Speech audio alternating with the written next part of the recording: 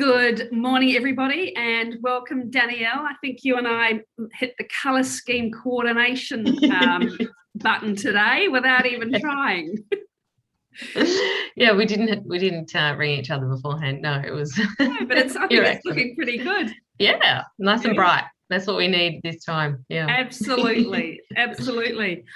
So Danielle, thank you for taking time this morning to have a chat with me on the Book Advisor author interviews. Danielle and I worked together on her book, so I thought it was a great opportunity to, revisit Danielle about her book and her book journey. For those who don't know Danielle, Danielle's an author, facilitator, mother of 3 boys, who is currently homeschooling 3 of them, which you need a medal for. You get the gold medal for homeschooling.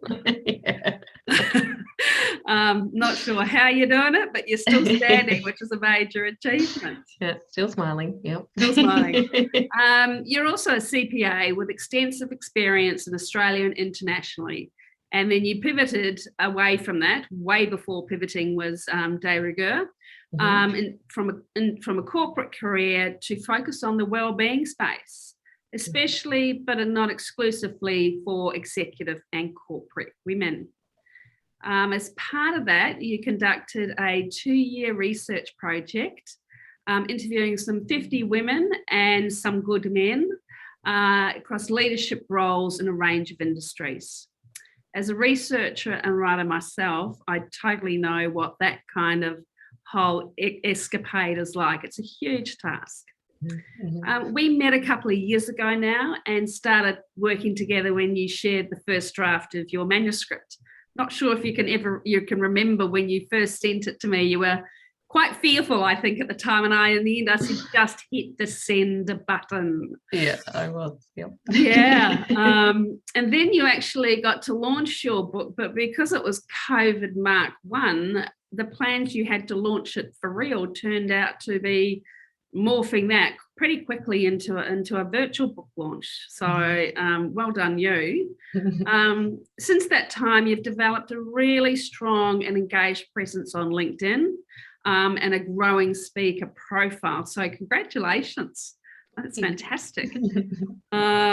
So let's go back a bit, if you can remember this. What was the motivating factor for you to write and then publish your book?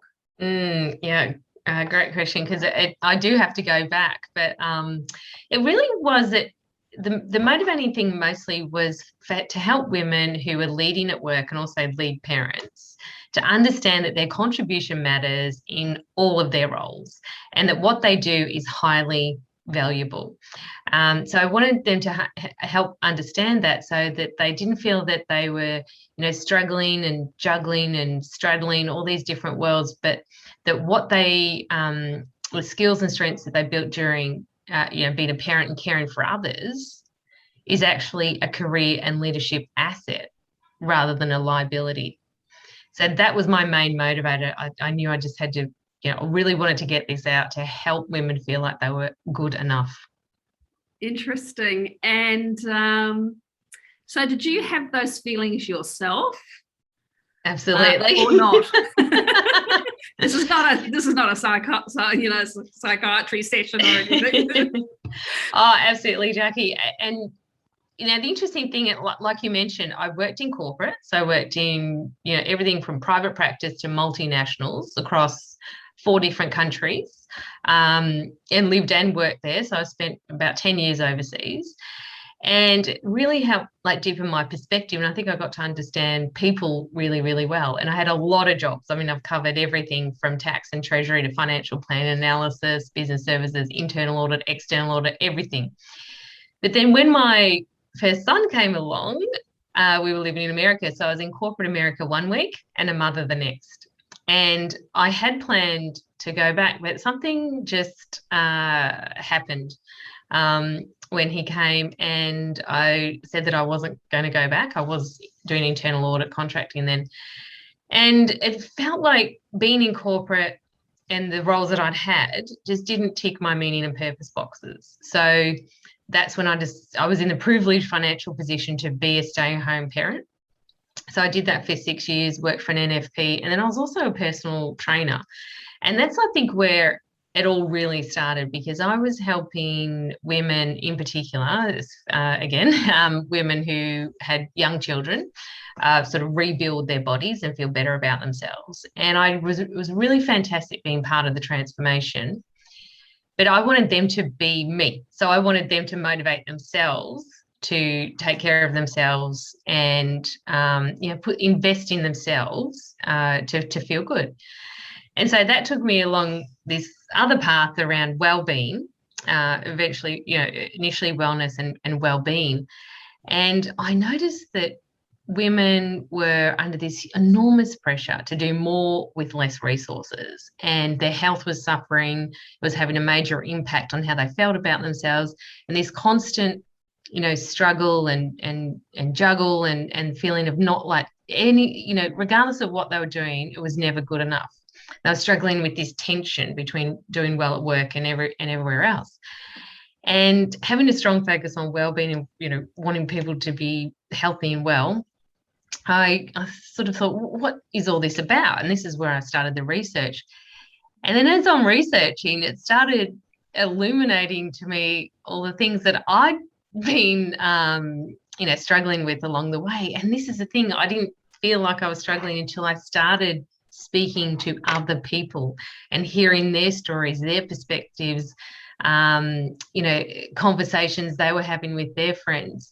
And then I started expanding these conversations more broadly. And I found out that I had these massive judgmental beliefs about, motherhood and career success. And I had to break those in this process. And it was really, really painful. So there was a lot of personal growth that happened during this whole entire process. Wow. So, yeah. So probably, as you said, probably not expected. No.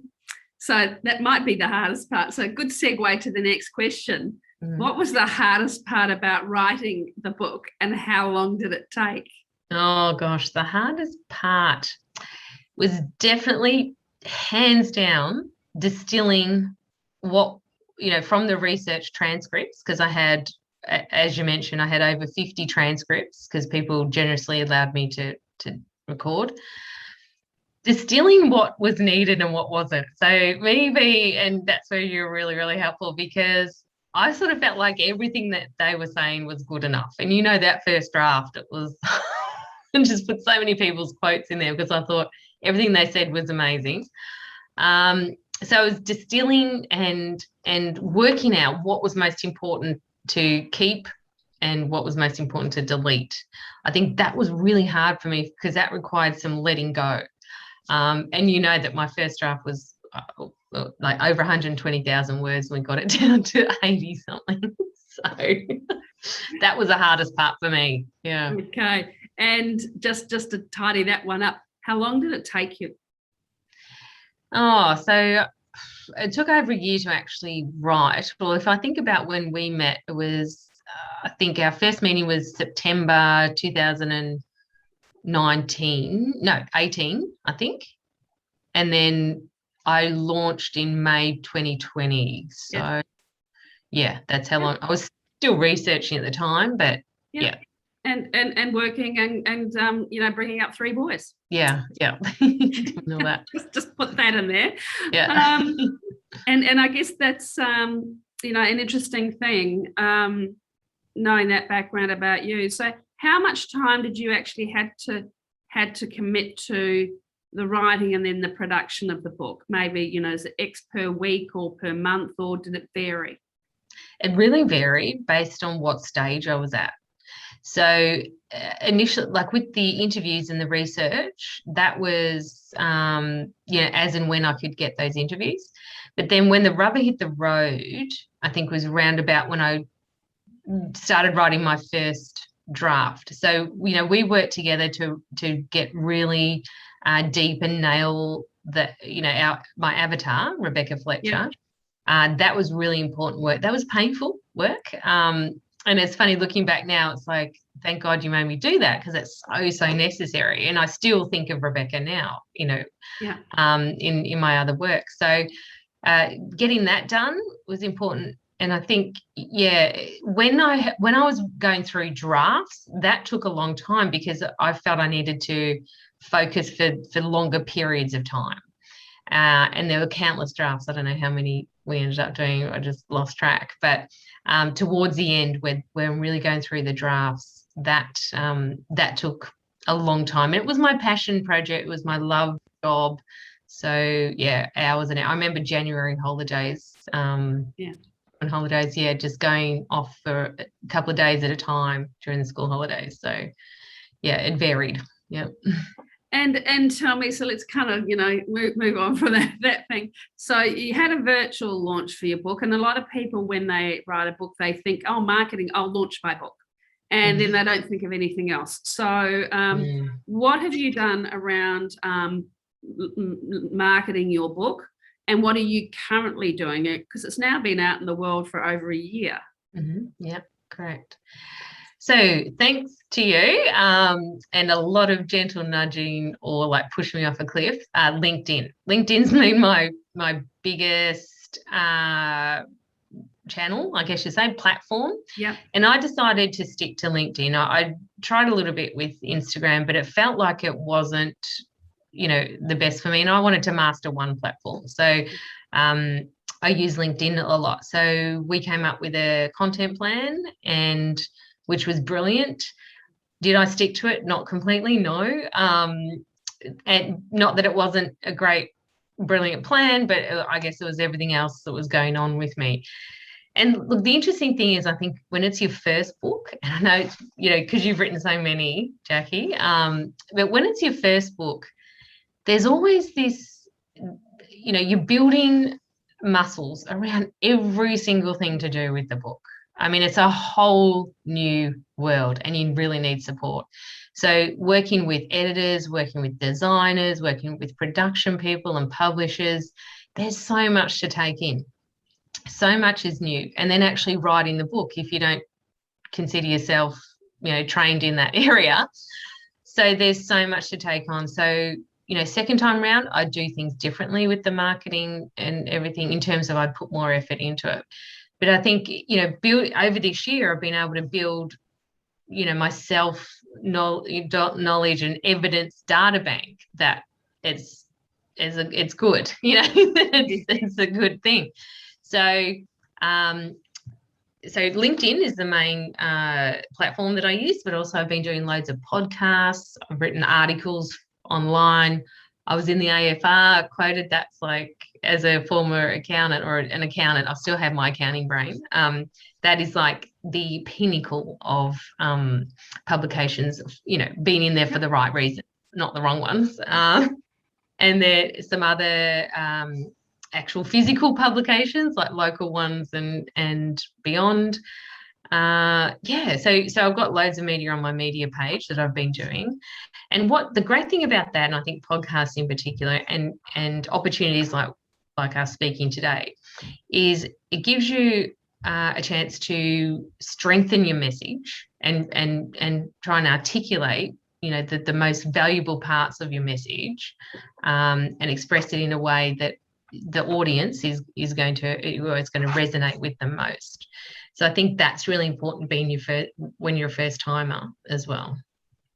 Great, yeah, great points. So I've got your book here called Breaking the Gender Code. I actually, just looking at it, I looked at it again today. I remember going through all the cover options as well. I mean, yes. that was a whole bit of an exercise on its own. So can you give the people who are watching this, or the listeners, just a very brief overview of what's inside the book? So what's inside the book is understanding where we are today in terms of women, parenting, leading, loving, work, everything, the impact that it's having on our health and wellbeing, how we got here, and that's where I talk about the gender code and how that is embedded into our culture and what that means, the pressures that it's all creating, and then how we can write our own code, which is addressing all of those issues. So I have a framework for that to navigate through it and write our own code. Fabulous. And have you read it a few times? I can tell you it's a really interesting read.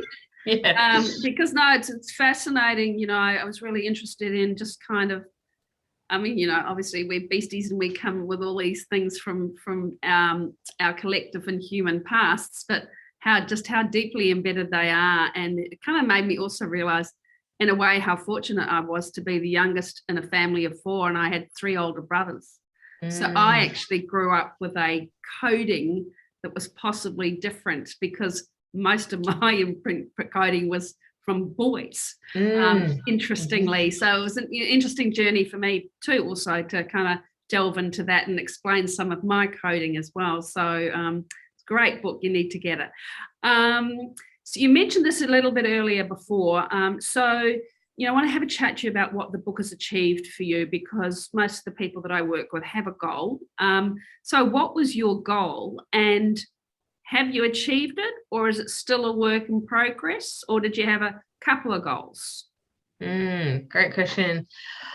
My goal to write it, in writing it, was to write it, just to get it out there, because I just really felt that what I was learning through the women that I was interviewing, plus the deeper research, was really valuable, could really help people. So that really was my goal, to help people like Rebecca Fletcher, to be able to manage her day better, and not just manage and get through, but to really fire on all cylinders. So have I achieved that? Well, yes. For some people, I mean, I've got really great feedback, and I've got some fantastic testimonials. And that's really what, that really was my goal. I didn't actually have a book sales goal. I didn't have a goal around like media or anything like that. But I guess I really, really wanted to help raise awareness, and then help people understand and turn maybe anger or annoyance into action. And I think that I'm having that ripple effect. Fantastic. Wasn't that going to make you feel good? So thanks for helping me. Yeah. But selling books is important too. And typically, people who are business people who are self-publishing don't sell thousands and thousands. Has the book sold to your expectations or not? Or how do you feel about that? I mean, we actually haven't even talked about the numbers, but I think it's an important thing to raise. Yeah, absolutely. So it absolutely has exceeded my expectations. If you remember, just before I launched the book, I had a notification from the publisher saying that bookstores were going to take 30 copies. And I thought, oh, that's pretty low. And they'd forgotten a 0 because they took 300. And all of those haven't been sold yet. But that was that was mind-blowing for me. I was really, really excited about that. And been selling worldwide. And I've also recorded for the audio version. I narrated it and launched that, I think, around March this year. So that's available too. So yeah, it has exceeded my expectations. I haven't done the numbers recently, but yeah, it has exceeded my expectations. And I think what might be helpful too for your clients and potential clients is that writing this book has provided opportunities. So we talk about credibility a lot in terms of business and being an influencer or someone, a thought leader. And that's what's really happened. So it's provided opportunities for me to speak, which is, my most favorite thing to do. It's scary, but I feel it's actually that next level step of sharing this message. So it's provided opportunities for speaking, and presentations and facilitations, and just given that extra level of opportunities in terms of influence and being taken seriously. So I think that has been one of the greatest positive outcomes. The flip side, is there something that you did or missed doing something that you did that you would advise other business authors not to do? Not to do. Well, it's interesting. I think we all have such unique contexts. So in my context, I don't know. I think because I had your support, and you were there with me. We had the plan. Publish Central was brilliant. I think engaging with experts who know what they're doing makes a massive, massive difference. So, having to think about it, I don't think I would do things differently. I mean, You. yeah. Yeah. I mean, given the resources I had, Yeah. energy and time, I did the best that I could. Yeah. And I used the resources as well as I could. But, as I mentioned, I think that I think making an improvement only really comes from having that foundation. So next time round, yes, I would do things differently.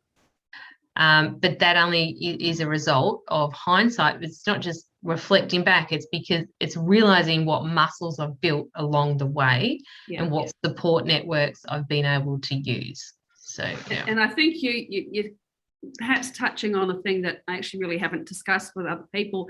It's actually, you've now got a different level of confidence.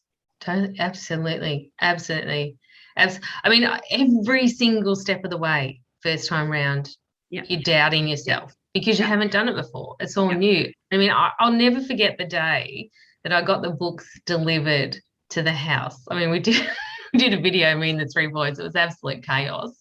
But I was just had such mixed emotions. I was excited, but then I was like, oh my God, this is going to go out into the world now. People are going to see me. Like, it felt like one of the most vulnerable things I've ever done. It's like, I can't go back now. So I was like both excited and terrified. And I think maybe next time around or whatever, you'll still feel that, but that first time, it's like everything you do is a PB though. It's a personal best. So I think that's important to keep in mind at the time. But it's I think actually you could sum up a lot of the parts of the process as both exciting and terrifying. But having the right support network is massive difference. Yeah. What's the one or two key messages that you hope people take out of your book? The key messages are, instead of basing our lives, our work, our relationship, and our identity on outdated gender code and unrealistic expectations, like our own expectations and the expectations of others, that you can write and execute your own code and move from feeling invisible to being powerful. That's what I want people to get out of it. Love it. Lots of work on that. Well done. Well, thank you, Danielle, for that. And we've got a quick quiz coming up. But before we get to that, how can people get hold of your book? Okay, there's several ways. And the first way that I would recommend is to go onto my website and purchase it off there. It's www.codeconversations.com.au. And there's a page for the book there. And if you purchase it off the website, I sign it, write a little message, and pop it in the post for you. And you could also purchase it at some select bookshops, and then also all of the known online websites. Yeah. And also it's available on Audible and all those other different websites. Fantastic. So there's no excuses. No excuses. It's everywhere. It's everywhere. Okay, thank you so much for that. So before I let you go, I've got this really important quick quiz. So I'm just going to throw these out there and see how you go. So how do you read? E-book or print book? Print. Oh, there we go. Best place for reading, couch or bed? Couch. Marking books. Are you a page folder or do you write in books? I actually fold the page, write in books, and use sticky notes. First person who's come up with all three. What's your reading style? Do you read a few, skip a few, or do you read from beginning to end? Beginning to end. Kind of thought that might be the case. Outside business, are you a fiction or non-fiction reader? Non-fiction. Sharing books. Are you a hoarder or a giver? Oh, that's a good question. Oh, I would err on the side of hoarder. Yeah, yeah. Writing style. Do you use English, Australian English, or American English? Australian. There we go. Yes. Interesting one, that one. Well, that's my quick quiz. So, yes, you're the first person who does all three in terms of what they do to books. I fold reluctantly. It is usually when I've run out of post-it notes. I definitely don't write in books. and I'm also a hoarder, but what I've learned to do is that if I really like a book and I want to give it away, I'll go and buy another one. That's what I do, because I was thinking about when you're asking that, I'm like, I'm a hoarder for that reason, because I write in books, turn the page, like the good books I have, they're like reference pieces. Yeah. So I'm not going to give those away. But yeah, I have a few copies of certain books that I will give to people. Yeah. Danielle, thank you so much for your time today. I really, really appreciate it. I hope it hasn't taken you too far back into those early days of when we got together. It's been a lovely journey working with you and to develop a friendship in the process as well. So thanks so much for taking the time today. Thank you. No, it's been brilliant. I couldn't have done it without you. God, no. My pleasure.